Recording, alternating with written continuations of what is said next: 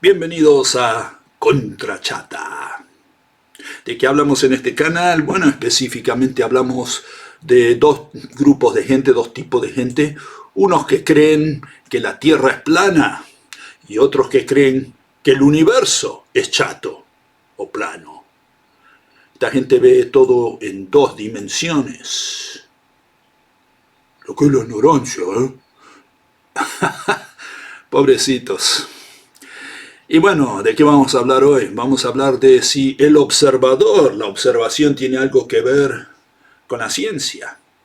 La gran mayoría de la gente, cuando estudió algo de ciencia, se les dijo que sí, hay que observar, tenés que observar, el primer paso, ¿no?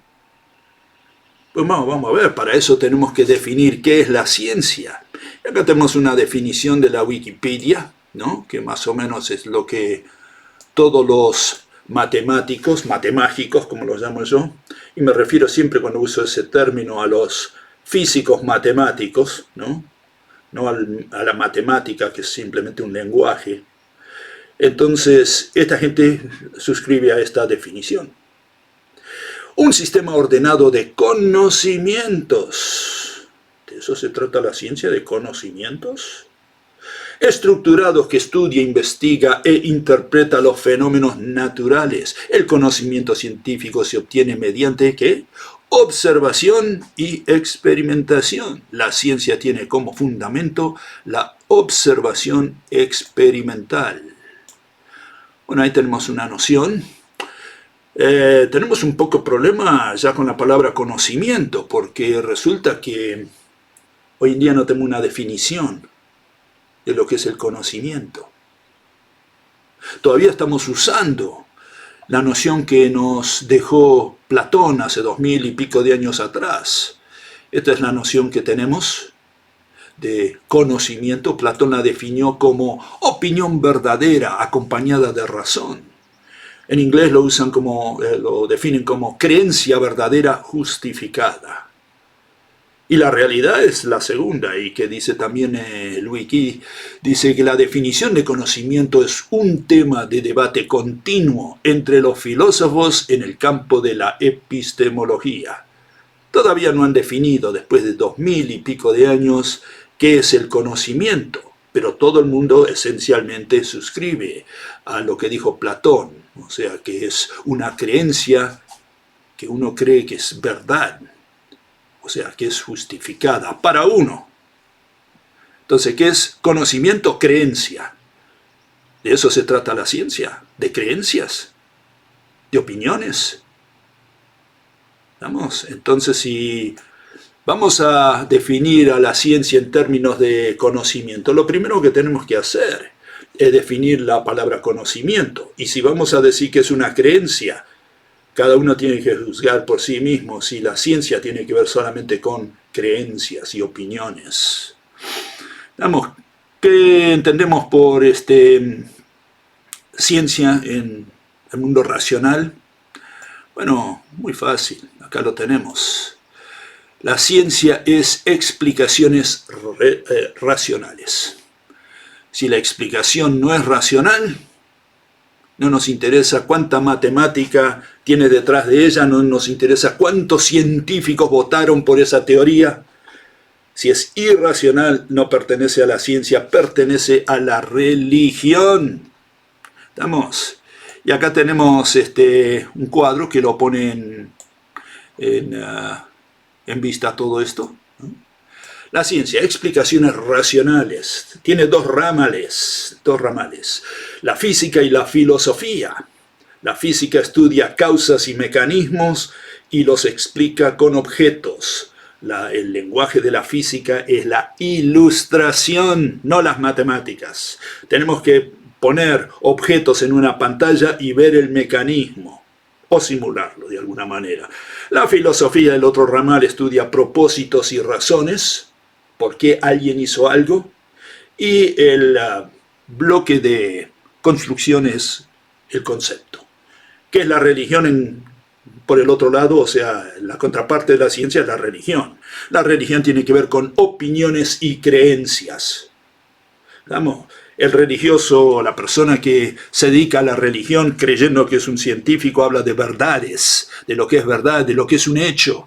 Habla de probar y de verificar. Habla de conocimiento, que como quedamos recién no está definido. Habla de sabiduría. Habla de votar. O sea, él cree que la ciencia es una cuestión de democracia, que si la mitad más uno vota por una teoría, esa teoría es correcta. Y que la madre naturaleza está equivocada si ella vota en contra, ¿no es cierto? Y por supuesto, el propósito de, sobre todo las físicas matemáticas, es persuadir, convencer, convertir y reclutar, y con ese fin presenta evidencias derivadas de experimentos. Todo eso pertenece a la religión. Y por supuesto hoy en día tenemos dos tipos de teorías que pertenecen a la religión. Están las sobrenaturales, que pertenecen al deísmo, o sea, los que creen en distintas religiones tradicionales como el cristianismo, el islamismo, e incluso mitología, específicamente la griega, la astrología y la alquimia. Y después tenemos teorías irracionales, que incluye a la física matemática, la relatividad general, la mecánica cuántica, la teoría de cuerdas, los pobrecitos del universo eléctrico. Tenemos el ateísmo, el agnosticismo, los eteristas, los que creen en el éter, y por supuesto tenemos a los terraplaneros. Toda esa gente tiene teorías irracionales. ¿Estamos? Entonces todo eso los encuadramos en el mismo lugar, bajo irracionalidad.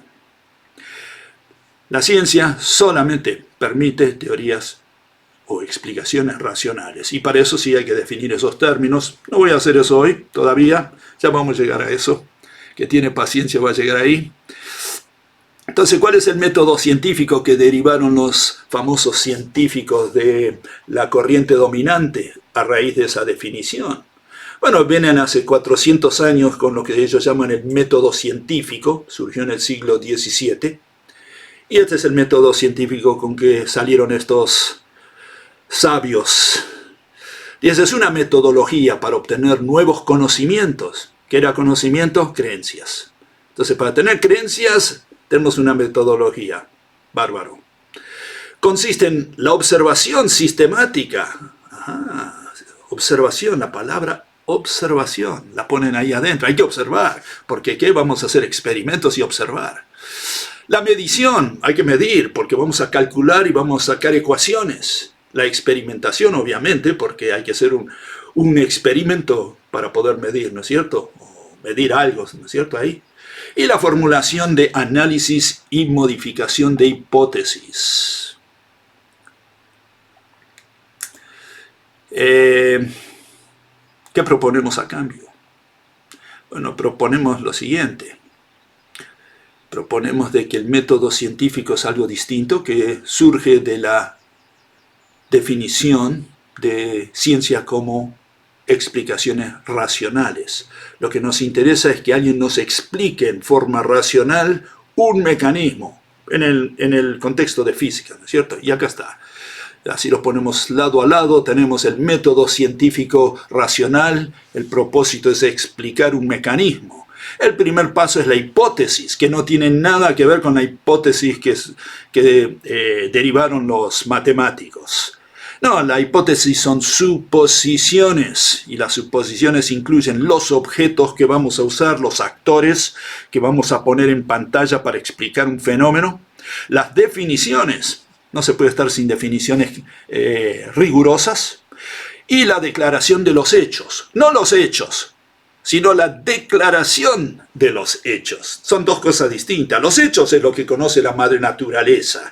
Ella sabe lo que exactamente ocurrió. Nosotros solo podemos hacer declaración de los hechos, presentar un panorama y de ahí en más seguir al segundo paso, que es la teoría, la explicación de la causa o mecanismo de lo que ocurrió. Y el tercer paso son las conclusiones, las interpretaciones, los corolarios y los resúmenes y argumentos finales. ¿Estamos? Entonces vemos en cómo se diferencian estos dos. Entonces, ¿de qué vamos a hablar hoy? De la observación. Esta palabra observación, observador, eso pertenece a la física, a la ciencia. Bueno, como ven acá, No figura la palabra observación ahí, ni figura la palabra experimentación o experimentar o hacer exámenes.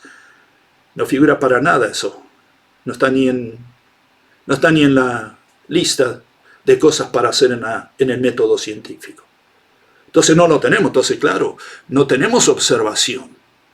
Entonces uno dice, bueno, pero no hay que observar, si acaso, un fenómeno antes de poder explicarlo. Entonces analicemos eso. Analicemos cuál es el contexto de la observación, del observador, de observar. Y acá tenemos lo primero. Empecemos paso por paso. El matemático usa sus suposiciones y las llama observación. Todas sus suposiciones las llama observación. Entonces la gente cree de que el tipo observó como con los dos ojos. Entonces él te dice, observamos partículas haciendo esto, esto y lo otro. ¿Cómo observaste partículas? Si las partículas son invisibles, según sus propios testimonios. ¿Cómo las observó? Entonces lo que él observó es lo visible, el efecto sobre el mundo visible de algo invisible. Pero él dice, observamos. Y entonces la gente dice, observó, entonces yo no lo puedo negar, porque si el científico en el laboratorio observó a las partículas chocando, no hay nada que objetar. Pero él no observó partículas, él vio algo que es visible. Él seguramente no vio el mediador de la luz, él no vio el mediador, el que sirve de mediador de la electricidad o de el magnetismo o de la gravedad.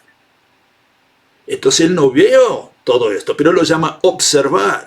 Por eso es peligrosa esta palabra, introducirla, porque el tipo está introduciendo su testimonio como un hecho. Y acá tenemos un ejemplo. Y este es el señor Tonomura de Hitachi. Y él escribe un reporte que se hizo bastante famoso, porque él dice que manejó un electrón a la vez. Un electrón, de esos que supuestamente gira alrededor del núcleo del átomo. Él dice que manejó cada electrón individualmente, lo manipuló uno por uno, a cada una de estas perlitas discretas. Y lo manejó durante el experimento que se llama la doble rendija, que lo hizo no con luz, sino lo hizo con electricidad, ¿no es cierto? Y él dice que pudo manejar cada electrón individualmente, manejarlo. Entonces él dice, por supuesto que el electrón es una partícula discreta, porque yo la pude manejar individualmente y hacer los puntos sobre la pantalla. Y acá está lo que él hizo, él lo filmó. Entonces, claro, él presenta la evidencia de su experimento. Y bueno, tenés que estar convencido porque no tenés más. Mirá, acá lo ves. Él lentamente va haciendo punto por punto en las ranuras, supuestamente tirándole balas llamadas electrones. Entonces él va tirando una por una, ¿no es cierto? Observen esto, cómo va construyendo la imagen. Y él dice, mirá, manejé un electrón a la vez. Ahora esto está en tiempo rápido que lo hizo él, porque claro, él tuvo que esperar hasta poder hacer un agujero a la vez con sus balas. Entonces cuando uno ve todo esto, dice, bueno, es evidente de que hizo un puntito a la vez para construir las franjas de la doble rendija. Caso abierto, caso cerrado. No hay nada que discutir. Bueno, lo que nunca se le ocurrió al señor Tonomura es de que había otra forma de que se pueden hacer los agujeros en la pared, y es con un taladro. Entonces, él cree que estuvo usando balas, y nosotros en la ciencia racional decimos que eso lo hizo con un taladro. En otras palabras, la electricidad es un montón de átomos que están mezclados entre sí, todo desde la fuente hasta la pared. Tenemos otro mecanismo, eso es lo que quiero decir. Después vamos a explicar esto en más detalle. La cuestión es de que Tonomura presenta lo suyo como un hecho, lo da por sentado, de que él trabajó con partículas, con balas. No se le ocurrió que puede haber otro mecanismo para producir los agujeros en la pared, y es el taladro. Lo hizo con una broca. Así lo hizo, tal vez. Y no digo que eso es cierto, lo que digo es que hay otra versión, pero él lo presentó como que él lo observó y no hay nada que discutir. Ese es el problema de la palabra observar y observación. Él no observó a los electrones individualmente. Él cree que manejó electrones individualmente porque él supuso de antemano que él estaba trabajando con perlitas, con balas. Ese es el peligro de la palabra observar y de experimento, de deducir todo por experimento. Pero acá tenemos otra razón para rechazar el observador y la observación. Acá tenemos a los terraplaneros y a los relativistas. Todos terminaron con conclusiones distintas después de observar, de usar los ojos, de aplicar el mismo método. Los terraplaneros observaron, hicieron experimentos, mediciones, no sé lo que hicieron todos ellos. Y ellos terminaron en la Tierra chata. Con esto terminaron, ¿no?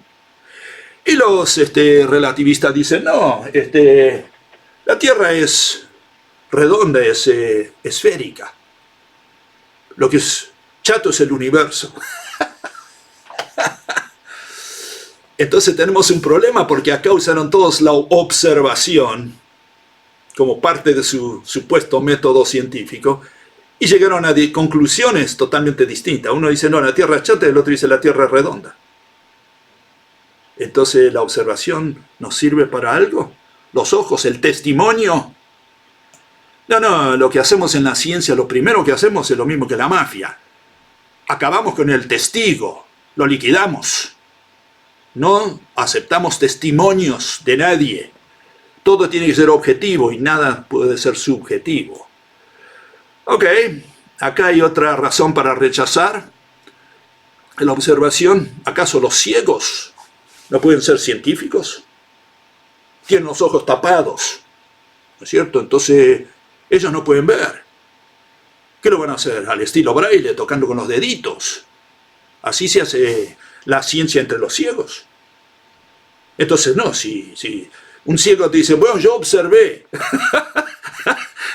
No creo que muchos le van a creer al ciego, ¿entendés? No, los ciegos pueden ser científicos. Y pueden ser científicos porque alguien le trae un planteamiento y le dice, señor sabio ciego.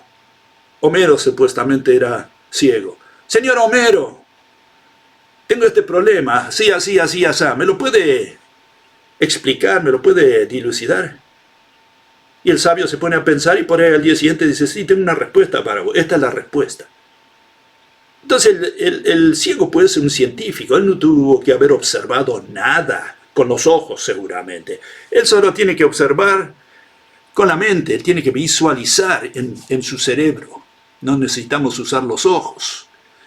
Y acá tenemos un caso específico, tenemos al señor Stephen Hawking. Y Stephen Hawking, un paralítico inglés, más mentalmente discapacitado que físicamente discapacitado. Y él habló en su libro de los agujeros negros, su libro famoso del año 87, Una breve historia del tiempo. ¿Y qué dice Hawking? Hawking dice que habla de los agujeros negros, y la pregunta es, ¿alguna vez en su vida observó Stephen Hawking un agujero negro? A través de un telescopio siquiera. Él vio un agujero negro. Y eso no quiere decir que, eso le previene de teorizar, de explicar un fenómeno. Él puede hacer una suposición y decir, asumamos que los agujeros negros existen. Bueno, eso es otra cosa. Y él ahora explica un fenómeno que ocurre ahí en el cielo. Él no tuvo que haber observado nada. Y si nosotros tenemos un caso hipotético de una estrella que está del otro lado del universo, que ni lo vemos, o un planeta y se le cae un asteroide, no podemos explicar ese fenómeno sin haberlo visto. Entonces no usamos los ojos, especialmente con el agujero negro. El agujero negro es cero dimensional, no tiene tamaño, no tiene volumen. Entonces, ¿qué es lo que estás observando con los ojos? Y hay mucha gente que no lo sabe, pero sí, el agujero negro es cero dimensional, un objeto cero dimensional, cero tamaño, cero volumen, no tiene diámetro, no tiene radio, no hay nada ahí que tiene infinita masa. Y eso es lo que creen los matemáticos, los matemágicos, ¿no? Perdón, el matemático es otra cosa, pero yo los llamo matemáticos, siempre hablando de los físicos, matemáticos. Y para aquellos que no lo creen, acá hay evidencia, y también viene del Stephen Hawking, acá lo tenemos. ¿Qué dijo Stephen Hawking en su breve historia del tiempo? Y bueno, él habla en su capítulo 6 sobre los agujeros negros, y él menciona a Chandrasekhar, un indio. Vino de la India y estudió y trabajó en Inglaterra, y se ganó eventualmente el premio Nobel. ¿Y qué es lo que descubrió Chandrasekhar? ¿Qué es lo que probó matemáticamente? Bueno, acá lo tenemos. Él lo resume Stephen Hawking en su libro. Dice, Chandrasekhar calculó que una estrella fría de más de 1,5 veces la masa del Sol no podría sostenerse contra su propia gravedad, ahora conocido como el límite de Chandrasekhar. Eddington, que era el supervisor de Chandrasekhar, ¿no? Era el capo, se negó a creer el resultado de Chandrasekhar. Eddington pensó que simplemente no era posible que una estrella pudiera colapsar hasta convertirse en un punto. El propio Einstein escribió un artículo en el que afirmaba que las estrellas no se reducirían a cero. Cuando recibió el premio Nobel en 1983, fue por sus primeros trabajos sobre la masa limitante de las estrellas frías. Chandrasekhar había demostrado que el principio de exclusión no podía detener el colapso de una estrella más masiva que el límite de Chandrasekhar. Chandrasekhar mostró matemáticamente que una estrella, que un objeto físico pierde alto, ancho y largo, se transforma en cero dimensional, nada de tamaño, nada de radio, nada de diámetro, nada de volumen y masa infinita. Y eso es lo que es un agujero negro. En eso creen toda la gente que cree en agujeros negros, en esa idiotez, esa ridiculez. Entonces sí, es muy difícil observar un agujero negro, porque no hay mucho ahí para ver. Entonces hay que tener mucho cuidado con la palabra observar. No, en la ciencia no usamos los 5 sentidos. Que usa estos sentidos está haciendo religión. No usamos los ojos, no usamos los oídos, no usamos la nariz, la lengua o las manos para tocar. No usamos ninguno de esos verbos. Porque nosotros no podemos tocar el mediador de la luz ni verlo. No podemos ver o tocar el mediador del magnetismo. No podemos ver o tocar, oler o probar con la lengua, no oír al ente que hace de mediador de la gravedad. Todos estos la madre naturaleza los mantiene como agentes secretos. No permite que los veas o que los toques. Entonces hay una sola forma de llegar a ver cuál es el mecanismo que usa la madre naturaleza en estos fenómenos misteriosos. Y es usando el menos común de los sentidos, el sentido común. Tenemos que visualizar, ponernos para atrás y pensar. Esto no lo vamos a resolver en el laboratorio con experimentos y con observación. Con eso los dejo. Hasta la próxima.